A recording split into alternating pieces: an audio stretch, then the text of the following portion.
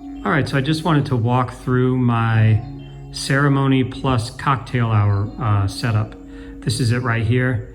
I'll show you the various pieces of it and some things that I like and some things that I don't like about it. Now, first off, some people are saying, why in the heck do you have an 18-inch KW181 QSC sub for cocktail hour? And the simple fact is, for outdoor cocktail, it just adds a little bit of that low end that you need. For indoor, you don't necessarily need it, but I even like to have it for indoor because I just want a touch of that 40 hertz to, let's call it 100 hertz, which the top cannot reproduce, the top speaker. So I'm not, just because an 18-inch subwoofer is in the mix doesn't mean I'm blowing people's heads off with bass. It's just a touch of bass, and I really like it. It just fills out the sound really nicely. So I keep the volume at a low level, but it still has some low end to it. And people perceive that. So that's why I bring it. I mean, I could obviously just do the top, but I don't like the sound. I like it with the sub, so that's why that's there. And I use the pole because I don't want to use a stand. I just want to screw in the pole. Now, I'll tell you one thing I don't like so far. What I've noticed about this is my pole isn't screwing into the QSC spot there as well as it used to. I don't know what happened. I checked the threads, they're not stripped. It's almost as if it shrunk or expanded or something, and I can't get that screwed in like I used to be able to. I was able to get it in, but it was not easy. So that's one thing I don't like, but let me step you through. So this is that K&H stand, K&M stand, which I really like. I have two of these. Very stable, very durable, very solid construction.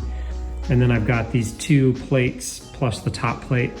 And there's nothing on here, but I'm probably going to put my iPad on there, my iPad Pro. But this is the key piece right here, this 802 VLZ4 Mackie. So what you can see here, these two channels right here are coming from the laptop. Headphone out into dual 1/4 inch, and I do not have the roll off selected. You see these little, that's your like 100 hertz or 80 hertz roll off, I'm not sure. Those are not in play because if I do that, then I drop all that low end that I'm getting out of that KW181. So I definitely want 40 hertz and above coming through. I've got my gain all the way back. I don't have it set to unity gain, but it's important to get your gain structure right. So actually on the laptop, I've got the output turned up all the way. And by the way, this is the MacBook M1 Pro. I think it's the 2021 model. So headphone out to channels 1 and 2 mono. This is a mono rig, so I'm not panning left and right, but I'm summing the channels. That's important too. You don't just want right channel, you don't just want left channel, you want summed channels. So both of these are center and pan, and they're both turned up about to unity gain, about halfway.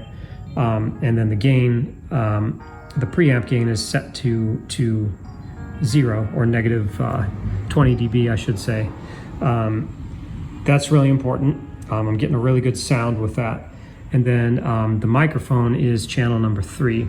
And instead of muting and unmuting, I'm just setting it to unity gain and down when I want to use it. Although I might just use the switch on the microphone and just keep it up there. I'm not sure yet, or I might use the mute button. It just depends on what I feel like doing.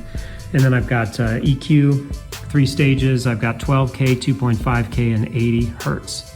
So I can roll off 80 hertz if it gets too boomy, but I actually have it was 100 hertz low cut in on this channel because I do not want anything below that. You don't want that low frequency rumble on the mic channel, so I've got that cut. And then if I want to, so this would not be in play at all because I'm cutting everything below 100 right there. So 80 hertz is below 100, so this does absolutely nothing, so there's no point. But I can adjust mid and highs if I want to. So if I'm getting any feedback on the highs, I would draw back this 12K. So one drawback of this mixer is that the frequency is not selectable. So the Q is not selectable. I believe that's what it's called, but this Mackie makes other mixers where you can select it, but this one you can't. So that's it. And then I've got 2 XLRs, unmatched cables. I need to fix that, but I don't think it matters too much in this context. So the 2 XLRs are running And here's my mess of cables in the back, which is one thing I don't like. I could clean this up a little better. And while we're looking at this, what I do like is the power strip. One power strip, and how simple the power is. You just run power to, you know, whatever your source is. And in this case, I'm in the garage, so I'm just putting it to the wall. My extension cord, I try to get an extension cord that closely matches the color of the floor, usually not orange, unless I know people are going to be stepping over it, depending on the setup. So you don't want the cord to stand out too much or the cable to stand out too much, but at the same time, you need people to see it, so it just depends.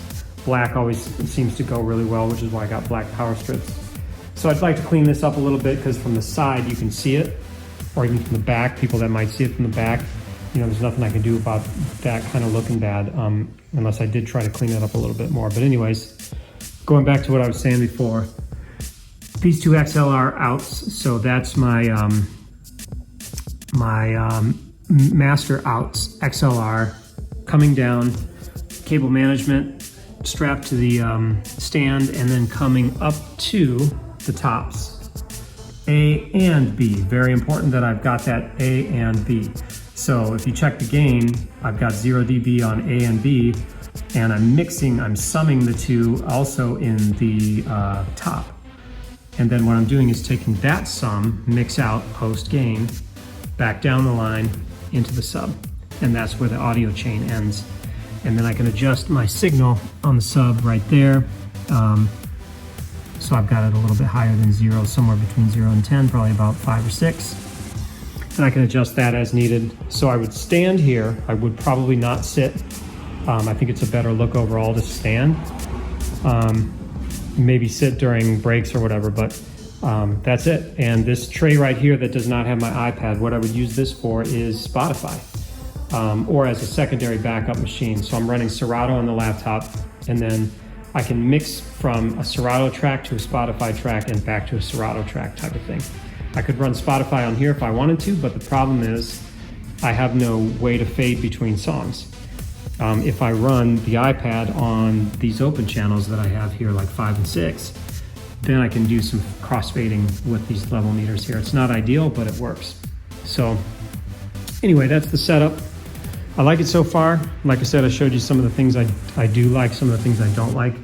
I don't have the slender tops that everybody is, you know, it's all the rage these days. I really like the RCFs with the, I think it's a 15 on the bottom. That's not what this is. This is a QSC K12.2 and then the KW181. But I've been taking a look at that RCF rig, which would be even nicer with the 15 and the slender top. Coverage would probably be a little bit better, but this thing works great. I'm currently working on pricing it out. I would say this rig would probably be 200 or so, maybe 250.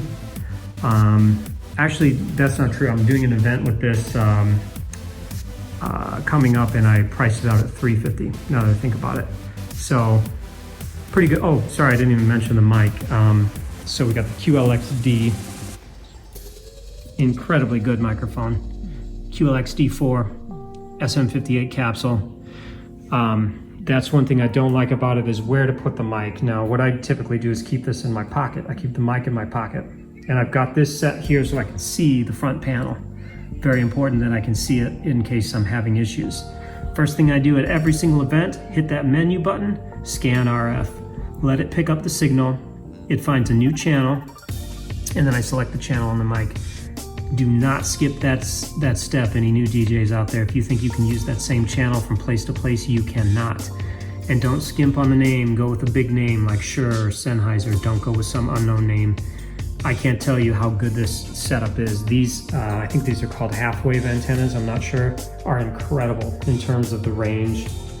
Zero issues with this rig. Now this is $1,000 right here, but $1,000 well spent, peace of mind. Nothing to worry about on the microphone side. Always run the microphone through a mixer. Once again, always run the microphone through a mixer. I've had events where I tried not to, and they've been terrible. Running it directly to the DJ mixer, mic preamp is just going to be problems, feedback galore. So once again, I like this, except for I don't know where to put the mic, so I put it there so it doesn't roll anywhere. I thought about putting it up here, but it's gonna roll right off the table and then fall on the ground. So I put it there, I keep it in my pocket, and that's the mic. So anyway, I hope you enjoyed this, and let me know what you think of the setup and if you have any questions. Thanks for watching.